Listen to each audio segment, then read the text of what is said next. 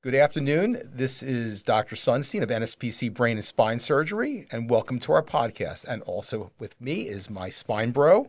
I'm Dr. Richard Obedian from Island Spine and Sports. Dr. Obedian, how long have we been working together? We've been working together for over 24 years now.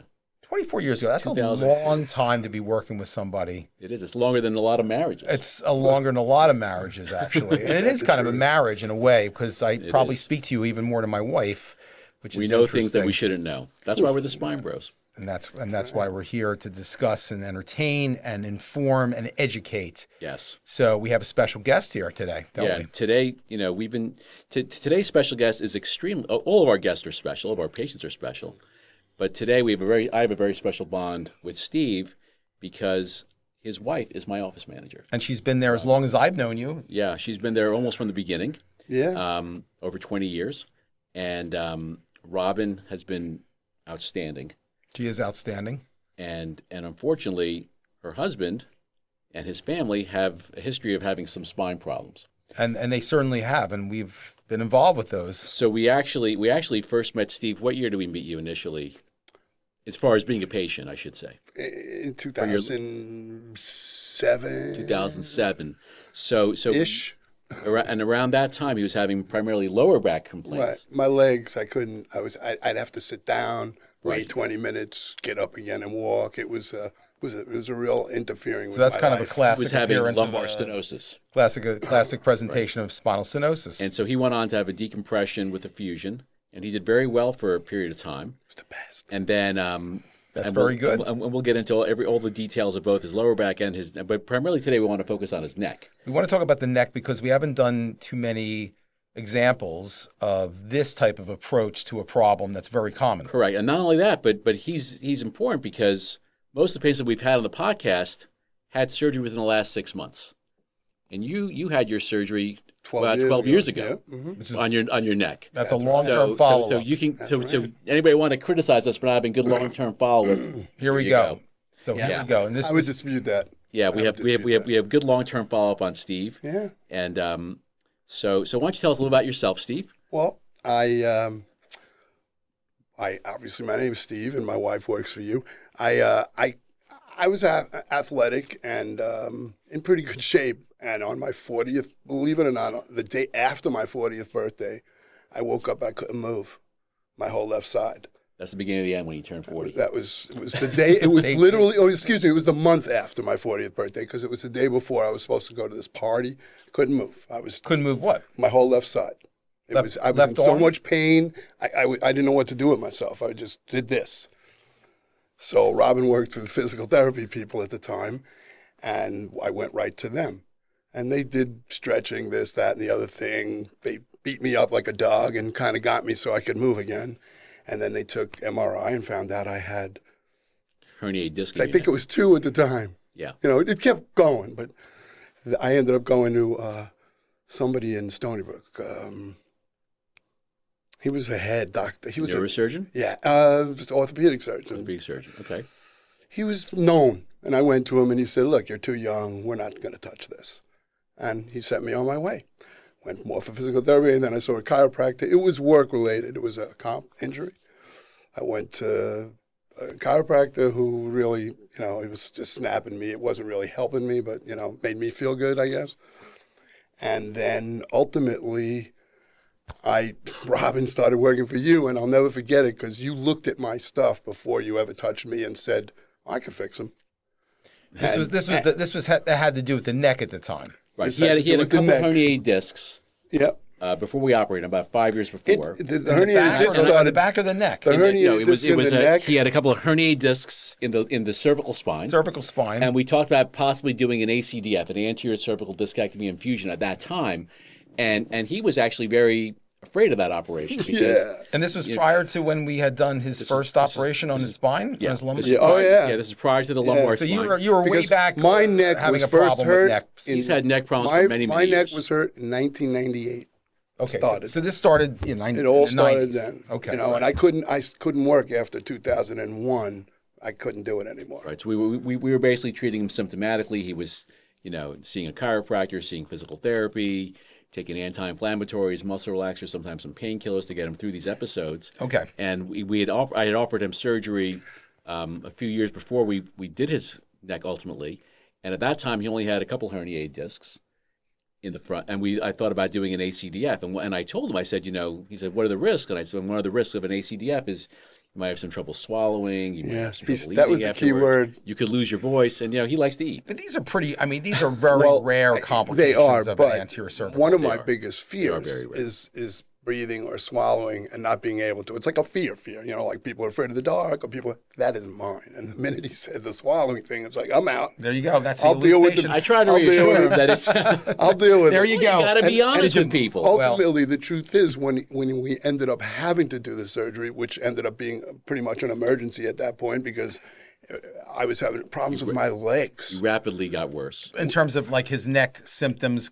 Right. Oh, it was all coming from the neck. I couldn't lift my arms and I couldn't walk. This was Ben when we did the surgery. Well, what happened was that in the interim, he developed severe lumbar stenosis, and we did the lower back surgery. He had lumbar stenosis concurrently. Concurrently. So we did the lower back was taking dominance over his neck at that time, and we did the lower back first, and he did quite well. Yeah. He had complete resolution of his leg symptoms. He was able to walk. He was able to go back to his normal activities. I think he was coaching a girls' soccer team. I was able to continue my coaching career. I coached for 25 years, so it was awesome. So you didn't think that his symptoms of his legs were being attributed to his neck? He had severe lumbar stenosis. So it was the lumbar stenosis took priority in terms of because symptoms. I never really had pain. That was the thing too. I never really had pain. It was all symptoms. But the neck problem seemed to got so several years later he presented again with the and leg. He complained of difficulty walking, unsteady gait. He was having difficulty writing, holding a pen, holding a glass. So this was all cervical symptoms, cervical myelopathy. I thought it was cervical myelopathy, and I immediately ordered, knowing his history of having had a herniated disc in the past, I said, this probably got worse. Let's get a new MRI.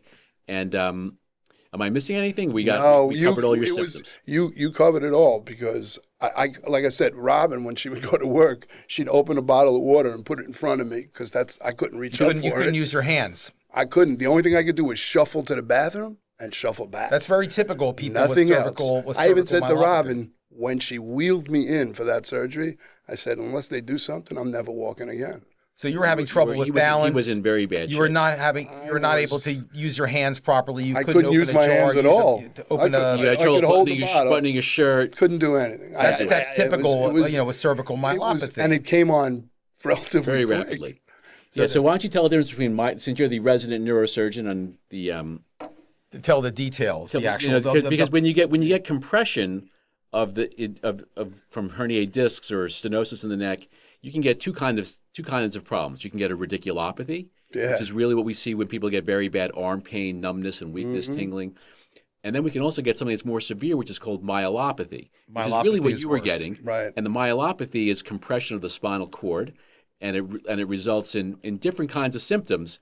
And it can be manifested by like trouble walking, abnormalities of gait. It was uncoordination in your fingers. Horrible. And the reason being is because the fibers for the nerves for the actual legs have to go through the neck first. Right. So you can affect the legs. Nobody as thinks that. You know what most people think actually when people present carpal tunnel. That's what people think. They have carpal tunnel. Their hand, right? They're dropping things. And people have surgery. And some people have a double crush syndrome. They can have both. I had that. Most of the time, it's when you. But the thing is, like carpal tunnel is very specific. When patients have cervical myelopathy, it can affect the whole hand, and that's how you differentiate between that and carpal tunnel. You also get difference in reflexes. Correct. You There's become hyperreflexic. You can get abnormal. You can get abnormal reflexes. One is called the Hoffman sign, where you want to demonstrate what a Hoffman sign is, Dr. Sonstein? The Hoffman sign is when you actually flick the actual middle finger and your forefinger and your thumb actually pinch together. Wow. Yeah, you had that. Okay. So that yeah, right. I did. And there's also another. There's a lot of different things you have to put together. You get a Babinski sign in the lower extremities as well. All the signs of spinal cord compression can occur from the neck. Usually, when patients have weakness, it's usually a characteristic form of weakness where they usually get weakness of their triceps, their finger extensors, their hip flexor, and what we call the dorsiflexor. So my hip flexor. Those things characteristically will become weak with what we call and we call that long tract distribution of weakness. So that's what typically will happen in patients with cervical spinal cord compression. Well, as a matter of fact, prior to them deciding it was my neck, they were treating me like it was my lower back. And not you, the therapist. And it was killing me because they were trying to make me do things. Right, because you had the previous stenosis problem. Maybe you're having more stenosis, and that's why you can't walk. One particular exercise, they wanted me to balance on this thing with a ball in them. It would kill me.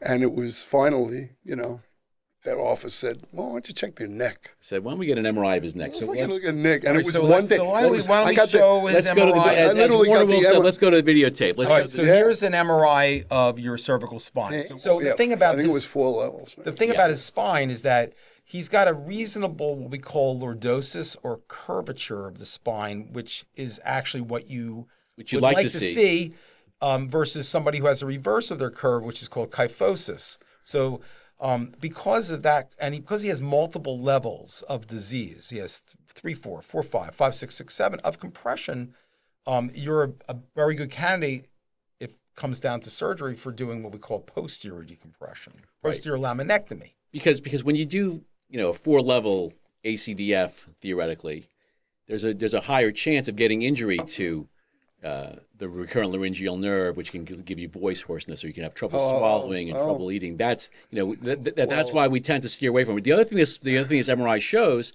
is that you're starting to get some signal change in the spinal cord. It's hard to see on this particular image. I think there is some signal change. But it's a little bit of a different coloration to the spinal cord itself. What is that called? That's called myelomalacia. Myelo means spinal cord, and malacia means basically, sick or scar or pathology. We know that. There's some scarring, and that's a bad thing because that can sometimes be a sign that it could be a permanent problem. You might always have, even despite a successful decompression, you might still have some numbness, tingling, or even some weakness. Well, I do. I'll never forget this. This was a conversation we had after my foot to this day, from the middle to the left, is numb. And I told, Dr. Obedian that at the time, and he said, well, what would you rather have, pain or numb? And I said, numb wins every time. Yeah, numbness. And you deal with it. I deal with it. It took me a little while because I couldn't feel my foot hit the ground. So I was literally dragging. Were you having pain down your arms prior to the surgery? My biggest problem is I've never had pain.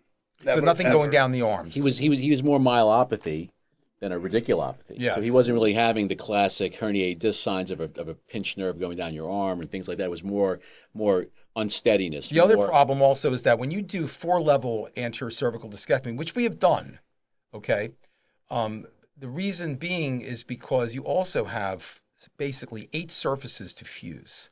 So you have a surface above and below for each disc level. So that's asking a lot, actually, and there's a high incidence what we call a pseudoarthrosis or non-union of the actual grafts that are put there. Right, and the other thing is when you have a good lordosis like you have, like he was saying that the C shape of your neck is good, a posterior approach is actually preferable because you can maintain that lordosis and you'll have a much better recovery. What happens typically also in patients with good lordosis, also of the cervical spine, is that once you remove the posterior elements or do the laminectomy, what will happen is the spinal cord will tend to basically fall away from the actual spinal column. If a person has a reverse curve or kyphosis, what can happen is you can actually cause a bowstring effect. Right onto the column. So you've got to decompress higher and lower than you expect to avoid that bowstringing effect. The bowstring effect is basically like the bow and is the actual spine, and the string is the actual spinal cord, and that string can be basically be taut and move what we call anteriorly or towards the spine in a kyphotic patient, and that's what you want to avoid because that can cause even more compression. Wow. Right. So basically, you have a few options when you're a surgeon faced with this kind of a problem. One option is to consider a 4-level ACDF. I would say most spine surgeons will probably say, yeah, I think it's probably better to go posteriorly. So option number 2 is a procedure that that some surgeons used to do about 20, 30 years ago, more common in Japan, called a laminoplasty. And what that is basically, it's kind of a levering open of the lamina without doing a fusion. And so you kind of open the door of the lamina and decompress the spinal cord that way. It's kind of fallen out of favor at this point. Wouldn't you agree? I would say it's fallen out of favor, although there is a role for it in younger patients who don't have as much degenerative disease. They want to avoid doing a fusion. But they prefer not to have a fusion. So my thing on that would be the body is breaking down, obviously. Usually in That older, wouldn't- usually, that wouldn't like you stop said, it. usually in older patients, we would probably err more toward the rod. laminectomy Yeah, and the yeah. fusion with the rods and screws. I think that basically in this situation, I think the best course of action is a regular laminectomy and a fusion because you want to maintain the alignment after the surgery. What if you didn't do anything? What would happen to him? Do you think? I would say that he would have some. He was afraid. He was afraid of getting into a wheelchair. Well, he would have that's where I ended up. the natural history of this problem is progression of the disease. Right where I was, right. And you were young. You were in your 50s. Some I people, was in my 50s, so it's in 12 years 2014. ago. Yeah, some 12 people years have a ago. much more rapid course. 55. It sounded like you were having more of a rapid course after the diagnosis was made. No. It was on course basically. But you didn't get worse. Well, what happened was that I remember when he initially came to see me, he had suffered a fall. Yeah, that's right. He That's fell. Oh, that's right. The He infamous stumbled. fall. And your symptoms were made worse. He had suffered a fall because he was unsteady in his gait, and he just stumbled and he fell, and then his arms are going numb, and he started noticing all these upper extremity symptoms as well as lower. And I said, "This is coming from your neck, my friend." And certainly a fall or a car accident could make things much worse, and you could be paralyzed by this Yeah, condition. it was What happened to Dennis Prager? It was You know, in the he had snow. he had That's what it cervical was. stenosis, and he slipped in the bathroom in the shower, and unfortunately now he's paraplegic. You know, it's a terrible. Mine was in the snow. So this is You were basically lucky you were cushioned by the snow. I was lucky, but the problem was because of what my problem was. I went out into the snow. There was a patch of ice, and then snow, and I decided ice was bad. I'm shuffling. Yeah, As soon as I stepped into the snow, I couldn't step out of it because I couldn't lift my legs. you're gonna get a foot of snow. So I had to go think down we're gonna in get order snow. to get saved. Yeah, That was It's my a- only it's a- out. So I went a- down It's a dangerous thing to and rolled to there was nobody around. It was night. It was it was a horror. So you were saying basically before the surgery, you were having pretty much painless Painless weakness symptoms. and difficulty ambulating. Pretty much. You weren't having any pain down the arms, No. He had some radiating neck pain into the shoulders and things Some. like that. but you weren't having the main the typical. symptom was The more main the- symptom was the fact that I couldn't use my arms or legs. loss of use of his upper extremities and lower Right. extremities. So that's how you know it's basically spinal cord. When patients come in, they oftentimes will complain of they have a pain down the arm and weakness, and that's what we Right. call radiculopathy, and that is something that we try to Yeah. treat conservatively, usually as much as we can. Yeah, I've heard that term a lot. Sometimes it needs because an of But the this is diabetes. not. This is more not- myelopathy. This is not something typically we send for pain management or, No. really it's something that can't be just I mean, cured his cord is by severely by compromised time. over here. I mean, it's very, very narrow, very pinched off. This is something that is progressive, and the only real treatment for this problem is surgery to decompress. This and type of thing release is the like spinal genetic, cord. right? There's definitely a As opposed genetic to- predisposition to I getting mean, these my kind of problems. grandfather in the 60s had neck surgery. Really? My aunt told me it was like they flew him from Canada to Manhattan. He was To put Canadian? a cage, yeah. Really? To put a cage in his neck. Which hospital did he go to? Special surgery. There's special surgery. Yeah, there were a few hospitals like Lenox Hill, special surgery. It's funny because Canada has some diseases. pretty Yeah, I guess in the amazing 60s, maybe not. Toronto is a good neurosurgical centers there. And plus his kids lived here, so they thought, almighty God, doctors in Manhattan. People still think that. I don't. Some of the giants of neurosurgery actually are Canadian. So, but yeah, he had it first, and you've worked on me and my brother. Same exact surgery. Same exact my surgery. brother had the same. Well, you've worked on it too. They've looked at some families, and they've seen that there are certain changes in their collagen that make them prone to getting herniated discs. Yeah. So if there's a gene for it, and their collagen is just more prone to getting these fissures in it, and they result in multiple herniated discs. It can happen, and it can happen in the neck and the lower back. What's the incidence of people getting both cervical stenosis and lumbar stenosis? I'd say it's very probably high. very high correlation. Also, Yeah. just let's talk about this idea of a herniated disc. Okay, these discs are not just herniated, but there's degeneration behind the discs, and because of that, there's a margin of formation of essentially what we call an osteophyte. So it's not And just you can get some OPLL also. This might be nobody knows what OPLL is. So OPLL is ossification of the posterior longitudinal ligament, which is the ligament that's behind the disc. And if that becomes ossified or it becomes bony-like, it can be very adherent to the dura. But that's not what he has. That's not what he has. And we didn't get a CAT scan, but sometimes you see that in certain patients who have some ossification and then it's actually dangerous to go from the front because you can get a bad spinal fluid leak And that's very difficult in the neck. This is So we sort try of to avoid that. But, That's but all this right. is basically It's the more result. I just want to point out, if I may, that the actual the formation of these osteophytes that occur is sort of a compensatory mechanism of the spine of degeneration and laxity and degeneration of the cartilage. So the spine tries to compensate by making these structures, and in doing so, the nerves become collateral damage, or the spinal cord becomes collateral damage. And Your that's body's why- trying to fuse itself. Right. Stop that It motion. tried. It was to stabilize it's it. defense. It was a defense mechanism. Because, in the because body. God was very smart. Before there were surgeons and MRIs, He had the people body were to getting it. herniated discs when they were chasing the bison in the jungle and it's running away from nothing new here. running away from the lion. Yeah. So God made people heal themselves over time. Yeah. But a lot of people ended up becoming, before that we had these the new technologies of MRIs and CAT scans to be able to see these things and treat them. These are not soft structures. These are hard structures behind causing compression. Yes. When you consider this operation, you want to make sure you go from normal to normal, and you want to make sure you have a nice long, wide decompression. You don't want to compromise the decompression and just end at the actual compression. You want to give yourself some room above and room below to give a nice smooth transition. Absolutely. Makes sense. So what do we do? So we decompressed them from C2 to C. So this is C2. And there's not much compression here, but we just want to make sure that he doesn't develop any kind of bowstringing or any kind of compression higher. We went down, and this is 3, 4, 5, 6, and 7. We went from C2 to C7 with our decompression. Okay, and then we fused from 3 to 7. We can show those films now too. So when you do this procedure, I mean, basically you have the patient in the operating room. You have to essentially position them to do the surgery.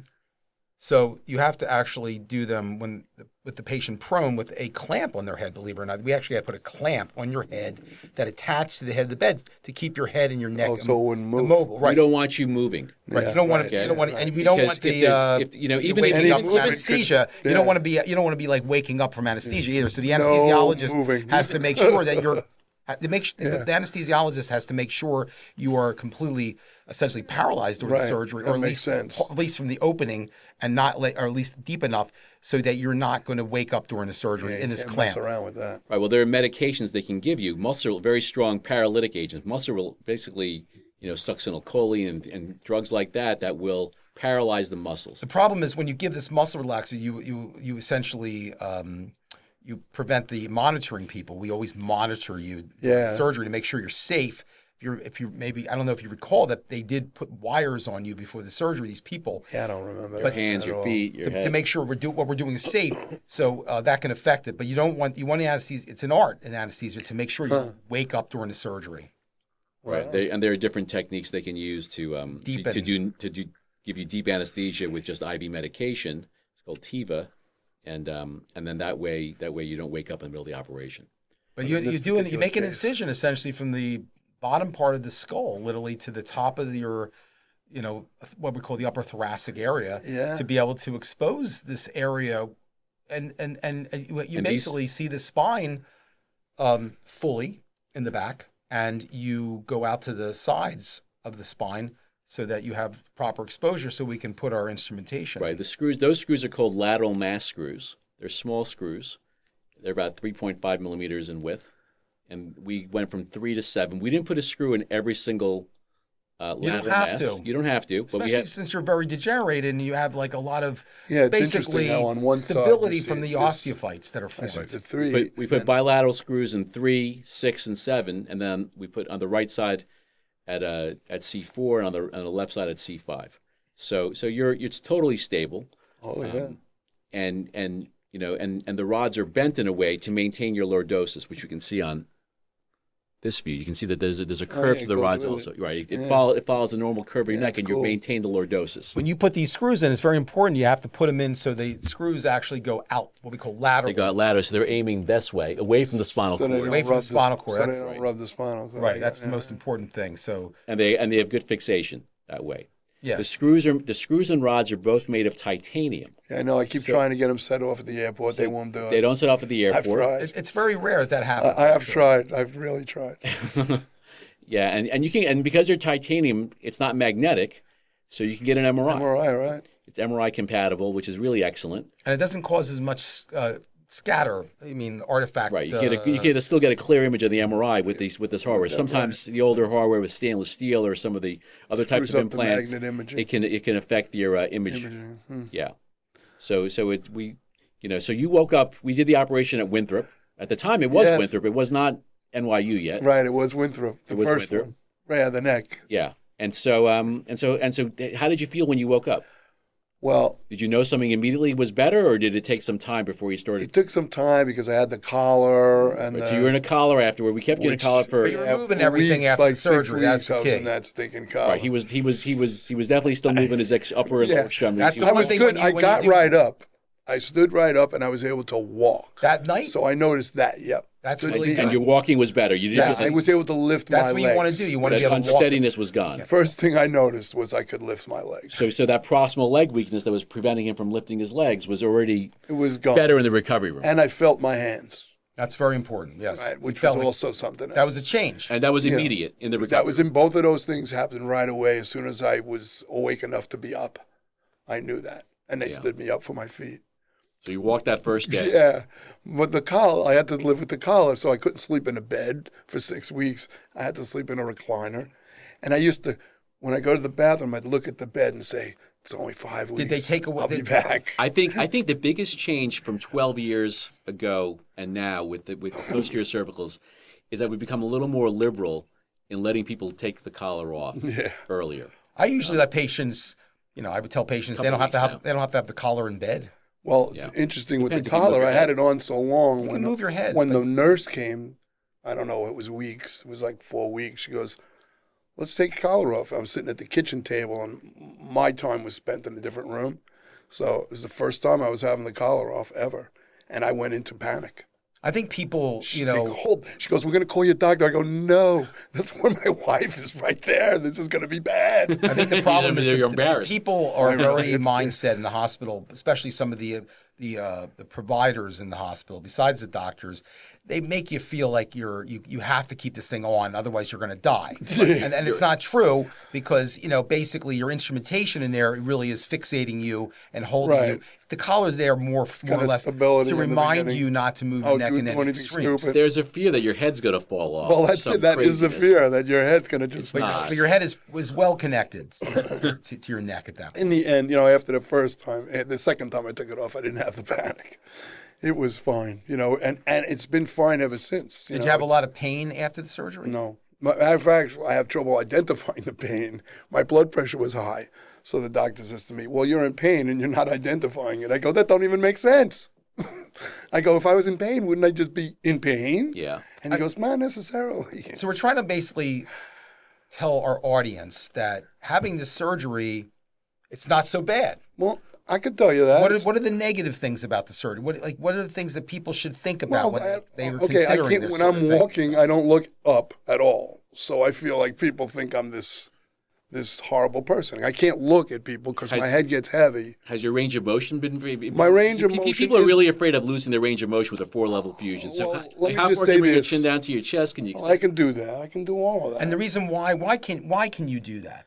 Most of the motion comes from the occiput to C2, Correct. which we don't even touch. I drive. So you're people's fear is they're never going to drive again. Right, and your body compensates And the truth is, for that. when I first hurt myself in 98, 97, I was told that by that doctor. He goes, look, if we do this, you're not going to drive anymore.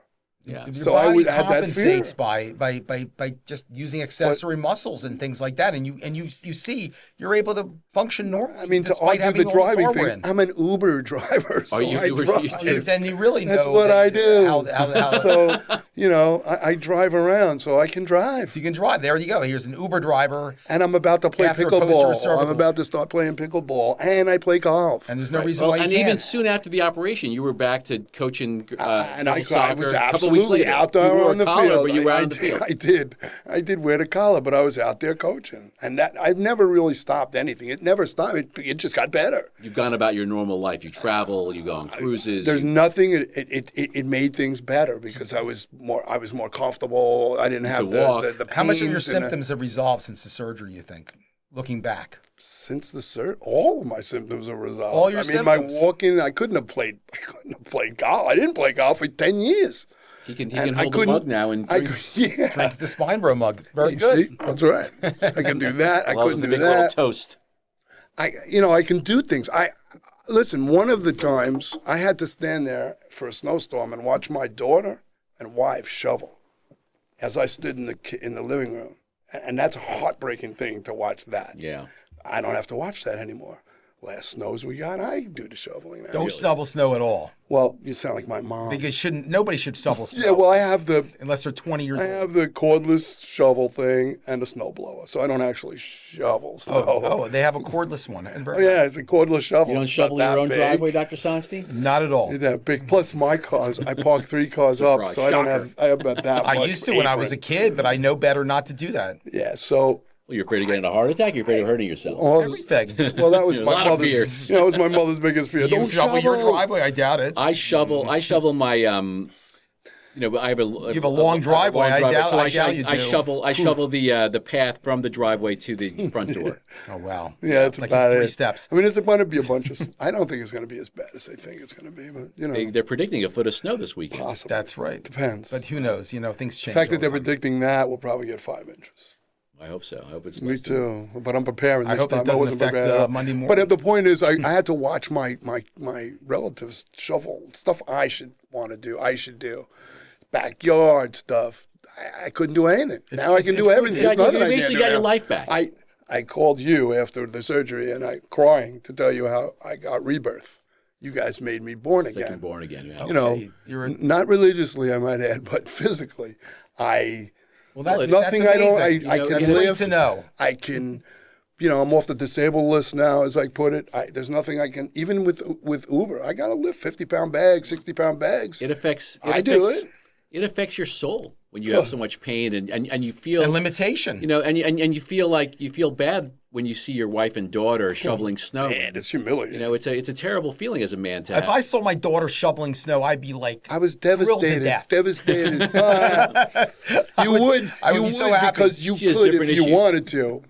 Listen, if I was able to shovel and they were doing it, yeah, I'd be smiling away. But if it's because I of your couldn't do it. That's your why they were out there. Your And that disability. just sucked. Well, you felt very disabled before. It's And you just- were. it's I mean, just- you were in a it was- wheelchair. I was very disabled. I lived for 10 years. I lived in a man cave downstairs. That's where I lived. If the bathroom was downstairs, I probably never would have come up because I couldn't do anything else. It was me and my dog. There's a reason also I really like this surgery a lot. It's kind of at the beginning when you have to position a patient on the table, you got to get it right. It's kind of a pain in the butt initially, but once you get the patient in the right position and you get exposure, the operation is actually enjoyable for the surgeon. And the reason why is because in the back of the neck, there's really nothing vital there. There's just muscle. There's no vessels or you have to worry about this. It isn't like the front of the neck. There's not the esophagus, no trachea. and you don't have to worry about swallowing after the surgery. The only thing about the surgery is negative is that people can have some discomfort more than the front because there's more There's more tissues to muscle. go through than there is in the front. But I think that for a patient with multi-level, what we call stenosis and a good lordosis, this is an ideal surgery for a patient, and you can see the results. Well, the truth is, after the MRI, when Dr. Obedian brought me into the office, I was sitting there with Robin, and he goes, "Look, the only thing is we're going to have to go through the back." I go, "Go ahead." That was the factor for me. Now, some people I wouldn't even bat it. If he leery would have about said that. through the front, I would have went, "We're not doing this." Some people. And then he says, "Well, it's going to be." I said, "What's the And they problem with shouldn't it?" be because this is a good He operation. goes, "Well, there'll be some pain." And I go, "All right, well, what kind of pain?" And I go, "Compare it to my lower back." He goes, "Oh no, that was worse." I go, "Go for it, because that was nothing." Low back surgery is more probably the worst in pain. Oh, much more and to tell you the discomfort. truth, although there was pain, I'll go for it every time because, again, I got my legs back. well. That's the whole I'll point. never forget that with that surgery when they stood me up. It was like a cartoon, when your legs go like this when the first time after, it was like, or an old plane, the rubber band planes. Yes. When they first let me stand up, that's how my legs were. I had no control. They just wanted to go. Go. The other was good thing I amazing. read about this surgery is very good is that you can get a much better decompression of the spinal cord going from behind versus the front. Yes.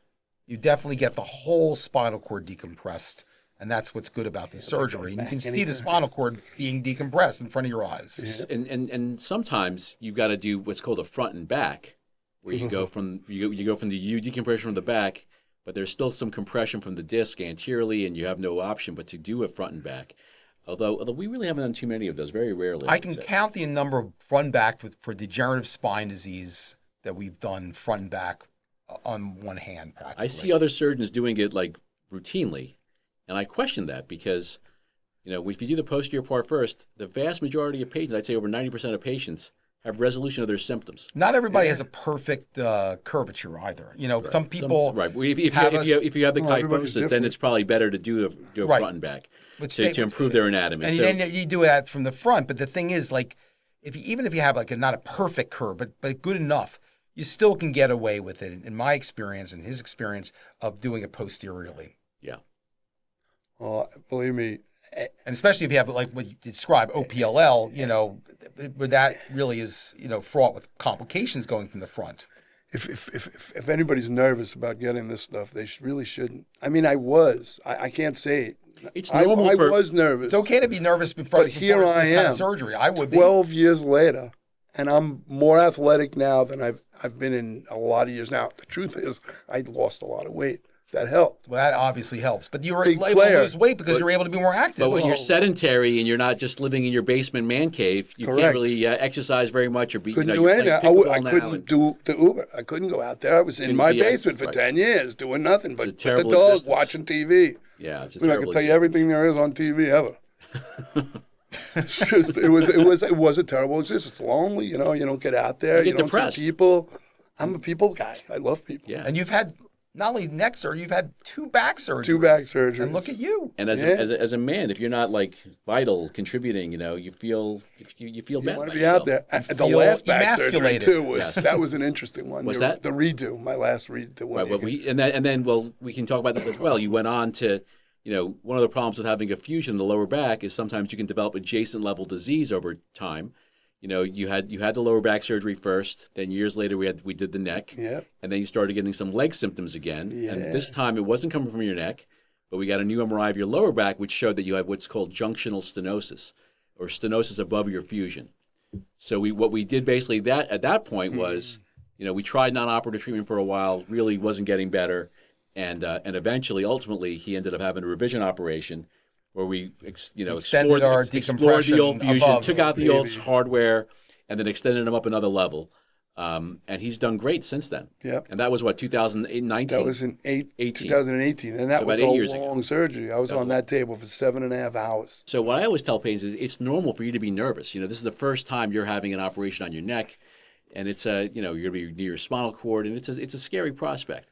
But as long as you're a surgeon, and your surgeons are not nervous, I would say I've never seen you get nervous. I love this operation. When I know I have the surgery scheduled, I'm very excited because I'm glad you do something one thing I love about this surgery is that, one of the things I hate about lumbar surgery is the risk of a spinal fluid leak. Certainly with a revision type surgery in the lumbar, you always worry about that kind of thing. But in the neck, it's so rare. The dura is much thicker in the neck. Dura is thicker, and even if you got a leak, it's very easy to repair without a recurrence. So, these types of surgeries, I could do them all day long, and that would be my only surgery. With people having the problems I have, I highly recommend it. It was told to me years ago, when you'll be ready. When you're ready, you'll know. I think I should have done it sooner.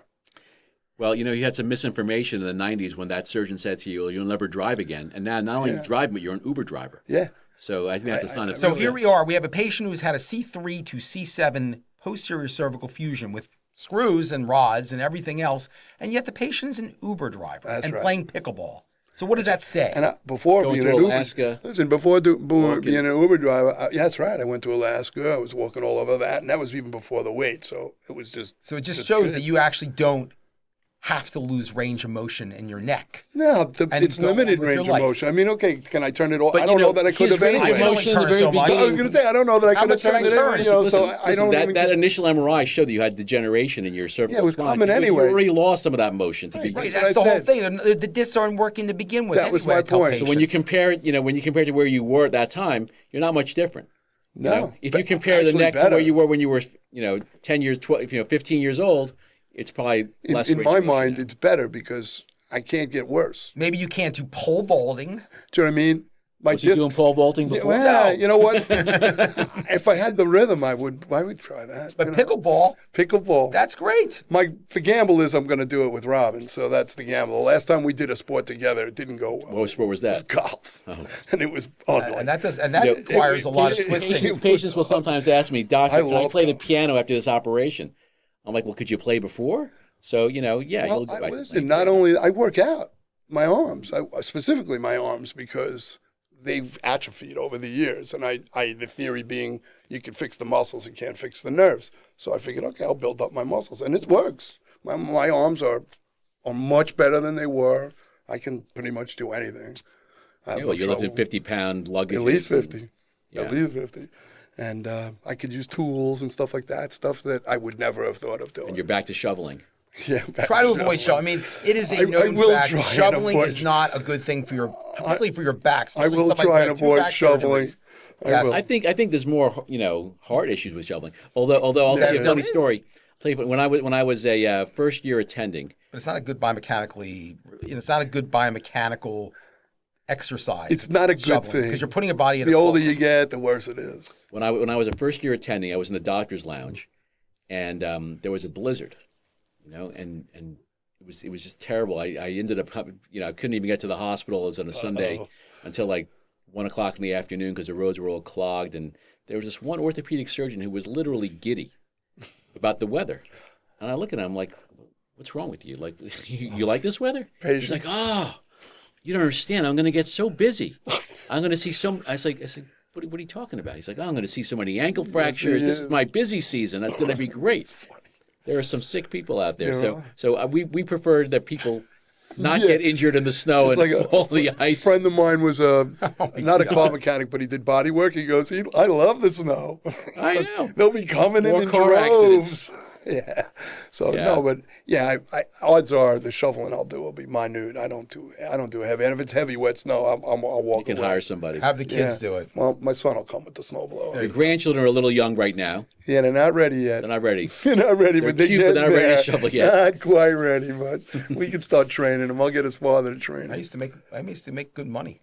Were Me you too. shoveling snow? I used to go around to my neighbors and offer to shovel too. snow. I They have don't do not that had a anymore. single neighbor come to my door and offer to shovel my Yeah, snow. they don't do that. That's a lost mean, art. It's like a lost art. It Where is. did that go? Where did that go? I don't know. There's got to be kids in your neighborhood, Yeah, right? there are There kids, are but kids their in our parents neighborhood, just give them the money now. They don't have to go earn it. It's you a know. terrible thing. That's right. Expect They it. don't have to earn it. They just go. That's "Ma, why I this want." country's in trouble. Yeah, Because the future is not they're not they're motivated. entitled. They think that they'll give it to me. Somebody else will do it. It's not for me. Yeah, I know. We were Well, we raised different. I ruined was them raised because we different, provided man. for them. Our parents wanted better lives for us. We had better lives than our parents, and Right. now our kids now have. I made sure that my much kids better have life. a better life, but I made sure they worked for it They too. need My to be kids started hungry. working at 14. I drove them so they would work. Right. They knew it. Hard times make strong. You strong want something, kids. you're going to work. I'll help, but you're going to earn money. I want to see how much you want it. And they both are very successful. I'm good. I did what I had to do. Got them there. Now it's on them. There you go. That's Now what I you get to do. spoil their kids. And I do a great job. Which is more fun being a grandparent than being a parent. It's not even I don't close. know. I'm not so sure about Are that. you, in the are you having a future. good time as a parent? I really, it's gonna be better as a I don't know. Not I even can't close. imagine that happening, but I guess if it happens, Oh, let me I'm tell gonna you have something. to adopt. Being a grandparent is amazing. It really is an amazing thing. Well, when the kid poops, after you hold him for a little while, you say, "All right, kick your Here kid." you go. And that's exactly when we're all together. I go, think she went. I think she went. There you go. It's not my I mean, responsibility. If I have to anymore. be babysitting and I have to do it, okay. But normally, It's not my job. There here you you go. go. She's crying. Go to mommy. Go back to mommy. Oh, yeah. It's awesome. Yeah. And I can be as goofy as I want with them and Yeah, break yeah. every rule. I And told also- them all, I'm going to break every rule. Also, when you're a grandparent, you have more time. Time. When That's you're a exactly parent, you're right. like kind of rushing. You got other kids. You're trying to earn a living. There's a lot of things you don't have busy. to worry about when you're a grandparent. You don't as want to deal with opposed- certain things. When you're a grandparent, you have a little more patience. You also So- have a little more wisdom. You're a little more patient. The surgeries have helped me be able to get on the ground with my grandchildren and play Well, with them. okay. There you go. The posterior cervical surgery has helped this grandparent actually Right. get on the ground with I his can kids. get on the ground and play. You I couldn't get do that my before. granddaughter is 6-year-old. She's playing soccer. got his so I life get back. to. You're gonna I go get back to coaching soccer? There's no way. But I'll watch and suggest. But yeah, I'm good. It's fun watching now. I coached for a lot of years. I did a lot in soccer. I ran a tournament for 10 years. Because your daughter played soccer, right? My daughter played, and then the siblings from my daughter's teams, the parents came in mass and said, listen, could you coach this team? You know, you did so well with them. And that's what happened the third time, too. Could you help us? Because you seem to have them under control. Girls soccer is a big deal now. When I was growing up, it wasn't a thing at all. It's a big deal. Yeah, it is. And the women's I had a soccer great team does time great in doing the it. World Cup. And It was a great thing, you know, and it was voluntary, so I didn't, you know, I wasn't earning for You it. weren't under any pressure with that. None. It was 'cause you good. You enjoyed know? I really did. I had a good time doing it. I do miss it that way, but I don't miss the crap that goes with it too. well, you know, as a surgeon, that's what you want. You want your patient to Go back to their lives. That's the point. That's why we do the operation. Yeah, if I could have gone back you to better. my job didn't exist anymore, I would have. I love doing that job. What was your job? I worked as in a tile manufacturer, and I would coordinate deliveries all over the East Coast for Home Depot, Lowe's. Wow. Matter of fact, before Robin worked for you, we were flown to Baltimore. They wanted me to tour this 100,000 square foot facility. They wanted me to run it. So I said, okay, I'll go. Flew us on this little plane. It was very nice being wined and dined. A private jet. It was wined and dined. I've never been. You ever It been was on a private jet? awesome. No. It was awesome. I go in there, they're offering me more money than I can conceive of. The problem is, especially then, Baltimore was not a place for us to be. Not a good place. Wouldn't have been a good place for me to raise my kids. Not a good fit. There's nothing I could do about You got a good Italian section there. it. Yeah, it weren't going to save me. I I needed a good. I needed a Johns good. Yeah, there's Hopkins. I needed a good There's Jewish shock section trauma. there is what I needed, and I wasn't training. finding that It's there. not a big Jewish population in no, the Baltimore area? it's no, it's not. It's not the same as Long I Island. met somebody from Baltimore on vacation actually recently. But we Seems to like it. So, but the point is that that's what I did, you know, and I love doing it because I was dealing with people all the time, and I was good at it. You know what's I really interesting about loved doing it. tile? You go on ChatGPT, you take a picture of your tile man. that is like something that was made many, many years ago. Yeah. And like You want to match it and you find want the- it, and find you the same can't tile? find it like you go now because it's not being made, but you No. can actually find it if you and they'll tell you where to go. It's amazing. Chat, you have that problem? I did that It recently with an old tile, and that I could get it if I wanted Well, to. AI is From- amazing. It does some real good stuff. Elon Musk, I was watching this short video recently, where he said, you know, the future of surgery is going to be robots, and he's going to invent these robots who are not affected by their emotion, not affected by getting tired, and they will know your anatomy, and they will be able to. I have no perform at a doubt very that'll high level. probably happen. So you know, it's a good thing we did what we did when we did it, because in 50 years we could be replaced by robots. Yeah, It's fine with me in 50 years. listen, let all that stuff happen then. That's fine, you know. You know, but there's robotic surgery now. Yeah, But like in prostate gotta be surgery basic. and general surgery procedures, he really hasn't hit spine yet. There's been some robots that have come into spine, but not to the point that. No. I don't know about You know, and- the and- whole and thing even- with the neck and a rope. I don't know. And I even think I the, want human hands. Even the prostate surgery, you know, there's actually a real urologist who's controlling that robot. You know, so Yeah. The thing is, like when in spine surgery, you want to be able to feel the tissue. Yeah, I don't know about a robot doing that. You know, I mean, and when there's a you're- lot more at stake. You don't in have to spine. You feel, know, like, you're the off by a few nerves. millimeters, you could really I think I injure want my somebody. doctor's emotions in Nerves there. are different than like tissues in the abdomen. They just are. You can manipulate them much more. In the spine, you have very little give. In fact, spine surgery, I always joke around with my brain surgery colleagues in my practice that I tell them that spine surgery is harder than brain surgery. Brain, you can touch the brain, you can feel the brain, you can do whatever you want, and you have much more room in there. But when it comes to the spine, you don't have really any leeway. There's less room for, well, two things. One is there's less room for error. And number two, when people do brain surgery, they kind of expect to come out maybe a vegetable. Not anymore. But if you're a spine, you know, a spine operation, you expect to come out better. Better, yeah. And, you know, not worse for Like sure. the Bionic Man. We I don't made you know. I better. think that's dogma. I think people have very high expectations these days with brain surgery because of all the. Well, even just tools medicine in available. general, they hear, you know, the amazing advancements and stuff like that. They just figure they'll get better no matter what it is. Yeah. That's how people think. you want people to have a realistic expectation. In this Yes, surgery, you do. In this surgery, the most important thing to tell a patient is we're doing the surgery mainly so you don't get worse. And that's exactly right. And That's then, but then you exactly right. say as a corollary, you say, but in our experience, which is true, most people have improvement after the surgery, but to what extent, you don't know for sure. Right. And you may not know for even a year or two afterward to what extent you improve. Right. I remember Dr. Obedience said that. He said, I just want to stop the progression right now. We'll deal with it after, but let's just stop what's happening. You want to arrest You don't it. want to. You want to be like Amazon. You don't want to. You want to under promise and over deliver. Yeah. So you hope that they. You tell a patient. You tell somebody you're going to get your package in a week, and you get it 3 days later. You're thrilled. Yeah. You We didn't even talk about the forward. We just talked about the, okay, let's, I can't believe Oh, well, I it. think that's actually, believe it or not, time.